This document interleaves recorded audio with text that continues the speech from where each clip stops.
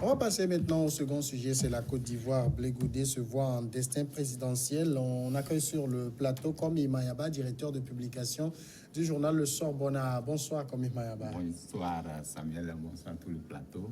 Et mon cher ami passeur. Bienvenue, mon cher confrère.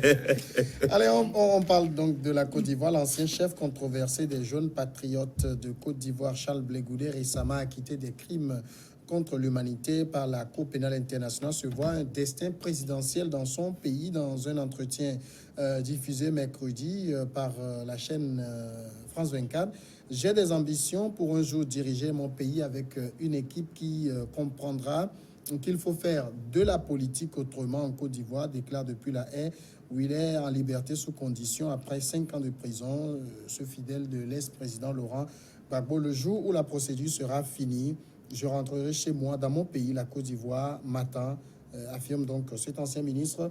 Georges-Éo, Blé Goudé, président, destin présidentiel, vous y croyez? Oui, c'est bien d'avoir une ambition, c'est très bien. Je comprends ce jeune politicien qui, depuis qu'il est sorti de la haie, a multiplié des déclarations, des annonces, et c'est très bien, contrairement à son mentor, Laurent Gbagbo. Mais aujourd'hui, est-ce que ce qu'il dit, gouverner la Côte d'Ivoire autrement avec des gens qui comprendront qu'il faut réconcilier les filles et fils de la Côte d'Ivoire. Est-ce qu'aujourd'hui, l'image qu'on a de Blé Goudé, est-ce qu'il a cette image? Je pense que bon, c'est ce qu'il est en train de polir aujourd'hui pour pouvoir un jour, comme il a souligné, gouverner le pays. Et au fait, c'est un jeune qui a cette capacité de mobiliser. Et je vois que s'il arrive un jour à soigner cette image, parce que vous savez, c'est comme la Côte d'Ivoire était entre-temps partagée en deux, et qu'il y a certains qui sont pro-Gbagbo, certains qui sont des rebelles, entre guillemets, et qui sont Ouattara, Guillaume Soro, etc., avec Bédié. Mais aujourd'hui, vous voyez, même dans l'interview, il a même apprécié et positivement Guillaume Soro, qu'il trouve que c'est un homme politique dont la Côte d'Ivoire a besoin aujourd'hui, quitte à la Côte d'Ivoire de le prendre comme son président actuel ou pas. Mais cette ambition, personne ne peut l'empêcher, mais quitte à de travailler efficacement pour polir son image avant de se poser comme candidat. Alors quand Georges-Éo parle d'image, c'est vrai que Charles Blé Goudé, on a toujours cette image de ce jeune-là qui a la fougue de la jeunesse, qui est assez mobilisateur, on l'appelle même le général de la rue. Mais ce n'est pas encore une posture présidentielle, ça. Oui, c'est vrai quand même que quand vous prenez Blé Goudé, c'est un jeune dynamique qui a mis certaines fougues. Je crois qu'il a apporté beaucoup à Laurent Gbagbo dans les années de mobilisation contre les rebelles. Il en a fait même pour que certains étrangers puissent quitter la Côte d'Ivoire, notamment les Français. Mais je crois qu'il a dit qu'il n'est pas contre les Français. Il a dit dans son interview qu'il n'est pas contre, il n'est pas anti-français. Il a nié. Mais il veut que ça soit le partenariat gagnant-gagnant entre la France et les autres pays africains, notamment la Côte d'Ivoire. Et je crois que son ambition c'est une ambition qui est légitime parce que aujourd'hui, c'est un jeune politicien de sa trempe, doit aspirer, c'est normal qu'il aspire à être président de la Côte d'Ivoire. Maintenant, il faut qu'il sorte de ses ennuis judiciaires, parce que là, il n'est pas encore totalement, il n'est pas encore totalement sorti d'affaires. Et moi, je crains fort que ce genre de déclaration, ce n'est même pas le moment pour lui de faire ce genre de déclaration, parce qu'en face, en Côte d'Ivoire, ils ont un grand adversaire qui est Alassane Ouattara, qui est toujours au pouvoir. Il a été clair, il dit qu'il n'a aucune ambition pour 2020. Oui, bien sûr, il a dit. Mais quitte à ce que, tu sais, il faut, c'est des débats politiques, on peut toutefois lui encore coller d'autres choses et puis encore le garder pour d'autres années. Personne ne sait. Parce que quand on a vu ce qui s'est passé, les rétropédalages qu'il y a eu au niveau de la CPI pour qu'ils soient encore maintenus quelques mois, un mois après qu'ils aient été acquittés, je crois que ça doit faire réfléchir. Mais je crois que Charles Blé Goudé est quelqu'un qui a de l'imagination, qui a de l'initiative. Quand vous l'écoutez dans ses discours, quand vous l'écoutez dans ses entretiens, dans ses propos, on sait qu'il a encore de l'énergie. Il a encore de l'énergie à vendre dans la Côte d'Ivoire. Il dit, ce qui est émotionnel, c'est qu'il dit la Côte d'Ivoire m'attend. Voilà, la Côte d'Ivoire m'attend. Vous savez, ça fait quand même... ça fait penser que c'est quelqu'un, c'est un Africain, c'est un Ivoirien. Il veut le rester, il veut le demeurer. Donc, il a de la nostalgie. Il veut rentrer en Côte d'Ivoire. Maintenant, ses ambitions, il faut qu'il travaille dur, comme le confrère l'a dit. Il faut qu'il travaille dur. Mais je crois que travailler dur, Charles Blé Goudé, c'est dans ça, c'est dans son sang. Travailler dur, c'est dans son sang. Et on espère que dans les années à venir, il retrouve d'abord sa terre natale. Pour moi, mon souhait aujourd'hui, c'est que Charles Blé Goudé retrouve d'abord sa terre natale. Il ne peut pas être à La Haye, être élu par les Ivoiriens. Il faut qu'il retrouve d'abord sa terre natale. Et nous attendons, nous tous, nous attendons voir Charles Blé Goudé en Côte d'Ivoire. Ce serait un plaisir, parce que c'est un fils d'Afrique qui a été arbitrairement jeté en prison. Jeté en prison. Comme Mayaba, vous voyez encore. Un Charles Blé Goudé qu'on a suivi et on a tous vu ce qu'il a été en posture présidentialiste. Est-ce que ça lui sied? Vous savez, cette situation, comme beaucoup de jeunes Africains, moi je vois Charles Blé Goudé avec ça, la poigne qu'il a. Aujourd'hui, c'est un Charles Blé Goudé que tout le monde connaît en Côte d'Ivoire. Quand on parle de Blé Goudé, tous les jeunes, c'est le jeune patriote, se retrouve en lui. Il a montré ses preuves. Même quand il prend des discours, c'est des discours non écrits. Et donc, c'est un monsieur vraiment qui a de la fougue. Mais je trouve trop tôt, qui fait trop de tintamarre autour de cette question politique. Parler de la présidence, c'est trop tôt. Je crois que dans cette dynamique, la Côte d'Ivoire n'a pas besoin qu'on fasse des annonces fortes pour qu'on appelle quelqu'un au fauteuil présidentiel. Donc, je crois que pour qu'il réussisse ce pari, il va falloir poser des actes. Et c'est les actes qu'il appelle à la politique. Effectivement, nous l'avons connu. Il a payé le prix en restant à La Haye pendant 5 ans. C'est beaucoup de temps. Et donc, son ex-co-détenu est toujours là. Vous voyez que Gbagbo n'a pas encore lâché. Maintenant, quand il a des ambitions politiques, alors que son mentor à côté, on ne sait pas ce qui deviendra demain, ça pose véritablement problème. Et donc, comme vous l'avez dit tout à l'heure, je crois que Alassane Ouattara est là-bas, il a encore pouvoir, il a encore toutes les manettes du pouvoir. Il peut lui compliquer la tâche. Je crois qu'il devait avoir raison garder et faire moins de bruit. Enfin, le mot est trop allé, faire moins de bruit politique pour que demain, c'est les Ivoiriens même qui l'appelleront à ce qu'ils viennent montrer les preuves. C'est vrai, vous avez vu ce que Soro est en train de faire. Les gens lui ont dit, on lui a dit, bon, c'est vrai, Gbagbo est là. Aujourd'hui, vous savez que Gbagbo ne fait pas de bruit. Dans cette situation, Gbagbo est resté calme, il ne fait pas de déclaration. C'est la Côte d'Ivoire qui appelle Gbagbo pour la réunification. Et donc, je crois que dans cette situation, il va falloir que Blé Goudé, malgré cette carrure, malgré cette poigne, qu'il sache raison garder pour que demain, la Côte d'Ivoire lui doit ce qu'il lui doit. Donc, vivement que, c'est vrai, tout le monde a aspiré qu'il rentre au pays. Aucun Togolais, aucun Ivoirien, aucun Africain ne souhaiterait voir Gbagbo comme Blé Goudé à l'Est. Imaginez même qu'après leur liberté provisoire, aucun pays de la CPI, enfin, membre de la CPI n'a accepté le recevoir. Il est toujours à la Hollande. Et donc, je crois que c'est un coup dur, mais ce qui est sûr, il va retourner au pays et faire de la politique, mais il va falloir faire beaucoup attention par rapport à cette déclaration qui risque de lui porter des coups fatals. Il dit, j'ai un projet, une vision sur l'avenir de ma nation. Vous croyez en ça? Bon, tout homme, évidemment, tout citoyen doit avoir un projet et une vision pour sa nation. Ça, c'est normal. Et on ne peut pas l'empêcher, quitte à lui de déballer sa vision, afin que nous puissions décortiquer si ça s'agit d'une bonne vision pour la Côte d'Ivoire, ou bien tout le monde l'appréciera. Mais aujourd'hui, comme le souligne tout un chacun de nous ici sur ce plateau, c'est trop tôt pour commencer à parler de vision parce que nous savons qu'ils sont acquittés et ils sont gardés sans raison. Et on ne sait pas ce que ça peut... les rebondissements de cette affaire, on ne sait pas. Et ce qu'on va souhaiter, c'est de quitter d'abord la Haye et maintenant revenir sur sa terre natale pour pouvoir déballer ses visions. Alors, ça veut dire, vous pensez qu'il aurait dû ne pas parler de ses ambitions? Pas pour le moment. Pas pour le moment. Parce que, comme le dit, nul ne sait jusqu'à présent pourquoi les pays membres ou bien qui ont souscrit à garder les prisonniers de la CPI ne veulent pas de lui. Et secondo, pourquoi ils sont acquittés et finalement ils sont gardés par condition. Et là, aujourd'hui, ça prouve que il y a une main dans l'ombre qui œuvre efficacement contre ces deux personnes. Donc, il faut forcément garder le silence pour pouvoir aller de l'avant. Parce que, comme le dit, vivre caché, vivre mieux. Ouais. Ils sont des prisonniers aujourd'hui.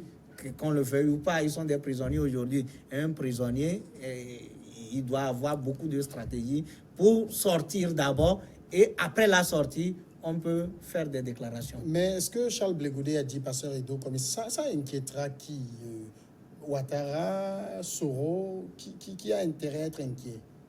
Ça peut inquiéter tout le monde. Ça peut inquiéter tout le monde, sauf ça peut inquiéter surtout ceux qui sont là aujourd'hui. Connaissant, comme l'a dit, comme tout le monde a dit. Bon, de toute façon, est-ce que Blé Goudé taille à se battre contre Ouattara? Qu'est-ce que tu dis? Qu'est-ce que vous dites en politique? Comme Charles Blé Goudé est craint. Charles Blé Goudé est toujours craint, redouté, à mobiliser. Oui. Et beaucoup de jeunes Ivoiriens se retrouvent en lui. Parce que quand on dit les jeunes patriotes, c'est-à-dire, pour eux, c'est rendre fier la Côte d'Ivoire. C'est-à-dire, c'est ça, comme Donald Trump, Make America Great. C'est-à-dire, pour eux, c'est la Côte d'Ivoire. Ils veulent la fierté de la Côte d'Ivoire. Ils veulent rendre la Côte d'Ivoire forte et grande. Et en ça, tout le monde se retrouve en lui. Et cette déclaration comme ça, à Abidjan, je crois que si vous faisiez des micro-trottoirs à Abidjan par rapport, suite à sa déclaration, vous allez voir quand même qu'il y a de l'engouement. Cela peut créer beaucoup d'engouement au sein de la jeunesse. Maintenant, mais de là sa position, oui, comme on le dit, comme on l'a déjà dit, sa position par rapport à la Côte d'Ivoire, c'est des milliers de kilomètres. Bon, est-ce que ça peut affecter directement ceux qui sont au pouvoir? Ben, c'est la question. Mais je crois quand même que Charles Blé Goudé aurait pu se taire, aurait pu se taire, parler même, quand on lui demande, il peut même extrapoler cette question, quand on lui demande quelles sont ses ambitions politiques, il va dire, j'attends ma liberté d'abord avant de me prononcer. Bon, il a déjà dit, c'est déjà consommé, on attend les réactions et vivement que Charles Blé Goudé retourne en Côte d'Ivoire, serait la fierté de tout. Vous vous rappelez, quand on les avait acquittés, la joie en Afrique, tous les Africains étaient en joie parce que leur détention est toujours jugée arbitraire, toujours injuste. Donc, pour nous, c'est des gens qui doivent rentrer en Afrique et on les attend. Maintenant, sa vision politique qu'il a, il reviendra aux Ivoiriens de lui apporter leur soutien. Les Ivoiriens, il revient aux Ivoiriens de l'élire par nous. Mais j'espère quand même qu'il a encore de l'avenir s'il revient en Côte d'Ivoire. Quand on regarde quand même le microcosme politique ivoirien, on a la génération des Ouattara, Bédié, enfin tous ces vieux-là. Maintenant, on va avoir la génération de ces jeunes qui ont fait leur chemin dans l'ombre de ces vieux-là aussi. Ouais. Bon, finalement, la Côte d'Ivoire n'est pas sortie de l'ornière. Oui, effectivement. Vous avez posé, d'ailleurs, même avant de répondre à votre question, vous avez posé une question. Est-ce que cette déclaration inquiète qui en Côte d'Ivoire? Je crois que cette déclaration inquiète plus d'un... Enfin, d'abord, même dans son propre camp, ça inquiète Laurent Gbagbo. Puisque vous avez, en temps, il était question, il y avait une situation qui s'était passée où on disait que Blé Goudé était en train de vouloir vendre Gbagbo. Trahir Gbagbo. Donc, cette situation, on n'a pas encore démenti cela. Donc, la fois dernière, sur France 24, il a dit, mais il a apporté des démentis, d'une manière ou d'une autre, en disant que non, Il reste fidèle. Il reste fidèle. Il souhaiterait, par rapport à la question Gbagbo, il disait, il respectait, il souhaiterait que toute la Côte d'Ivoire attende Gbagbo pour la réunification. Et donc, je crois que si il sort des tendances, enfin, il sort faire des déclarations comme ça, je crois que Gbagbo va se poser des questions. Est-ce que mon fiole, demain, qu'est-ce que ça va devenir? Donc, c'est beaucoup de questions, beaucoup d'interrogations. Gbagbo doit savoir qu'il est vieux par rapport à ce jeune.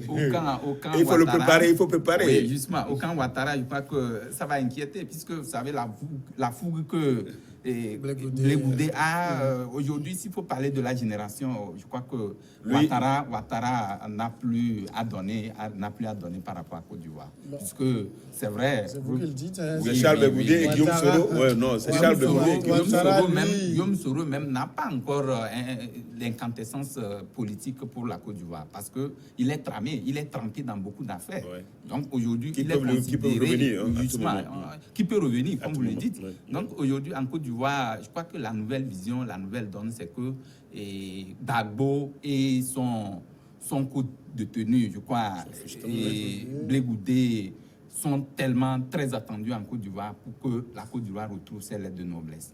Alors, maintenant, est-ce que cette génération, la guerre de génération, puisque les clans Gbagbo, enfin, Ouattara, Gbagbo, Bédié, et puis Soro et Blé Goudé, la jeunesse a choisi son camp. Vous savez qu'ils ont montré leurs preuves. C'est comme partout en Afrique où on dit place à la jeunesse. Donc je crois que si Gbagbo... Enfin, oui, mais on a aussi une jeunesse qui, c'était plutôt le sens de ma question, en termes d'idées, reste dans les mêmes sillages que ceux qu'ils sont censés remplacer. Donc, rien ne change en fait. Mais en politique, ce sont les petits arbres. Comme on le dit chez nous. C'est comme s'ils sont nés sous ces arbres. Dans tous les cas, on ne peut pas les lâcher comme ça. Ils ont déjà l'idéologie de ces parrains. Donc, on ne peut pas lâcher. Au fur et à mesure qu'ils continuent dans cette dynamique. Mais déployer, développer aussi leur propre idéologie. Ce qui est sûr, si une jeunesse, enfin, un jeune se présente en Côte d'Ivoire aujourd'hui, il n'y a pas match entre les anciens et les nouveaux qui sont présentement, qui aspirent à revenir sur la scène politique. Donc, vraiment, c'est une guerre de leadership d'abord, puisque entre les deux camps, diamétralement opposés, vous allez voir que si Gbagbo, et je parle de Gbagbo, si Blé Goudé revenait en Côte d'Ivoire, se présentait comme candidat face à Ouattara, vous allez voir même que, bon, je parie, c'est pour mon avis, pour mon analyse personnelle, j'estime que Gbagbo Ouattara ne verra rien devant Blé Goudé parce que la jeunesse en a besoin et aspire profondément pour que cette idéologie, l'idéologie de la jeunesse, prime sur celle des anciens, en fait. Alors, Georges Hérault, les propos de Charles Blé Goudé interviennent quand même quelques jours après des propos tenus par Lida Kwasi, qui était parti rendre visite à Laurent Gbagbo et qui est venu dire que Gbagbo pourrait être de retour d'ici au mois de septembre prochain, parce que Gbagbo lui a dit, est-ce que tu penses que ces gens peuvent me garder jusqu'en septembre? Est-ce que ces deux hommes-là n'ont pas quand même quelques garanties quelque part et sont en train d'envisager un retour très prochain? Ils préparent déjà, déblayent déjà le terrain. Oui, on peut le dire comme ça, mais nous, en tant que des analystes, des gens qui observent les choses, c'est aujourd'hui dire que d'ici septembre, Gbagbo va revenir. Moi, personnellement, ça va être très compliqué, très compliqué et impossible, parce que pour 2020, il y a beaucoup de choses qui sont sur le terrain. En Côte d'Ivoire, les Ivoiriens ne sont pas totalement réconciliés. Et qu'est-ce qui les sépare? C'est le camp Gbagbo et le camp Alassane Ouattara. Aujourd'hui, Gbagbo n'est pas là. C'est pour cela qu'il y a certains esprits qui sont apaisés.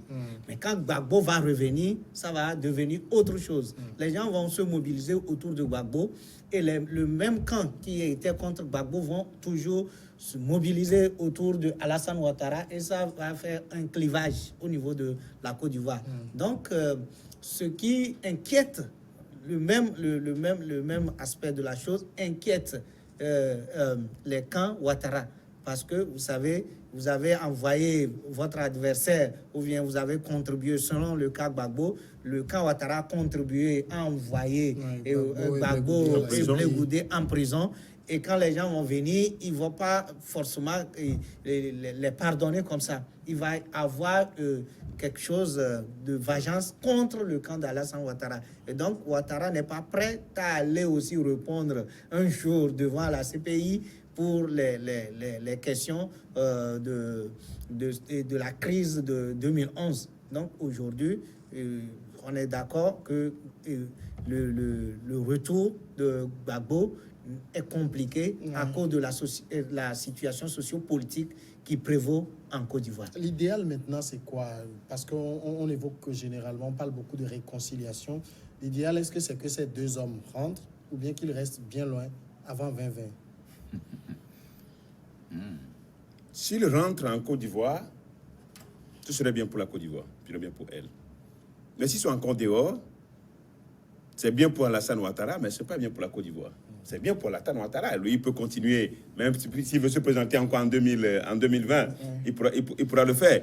Parce qu'en face, il aura certainement Guillaume Soro, il aura Bédié et d'autres, mais pas ceux-là vraiment qui doivent être ses vrais adversaires comme Blé Goudé et Laurent Gbagbo. Bon, donc, mais est-ce que c'est l'intérêt de Ouattara qui va primer? Non, c'est l'intérêt de la Côte d'Ivoire.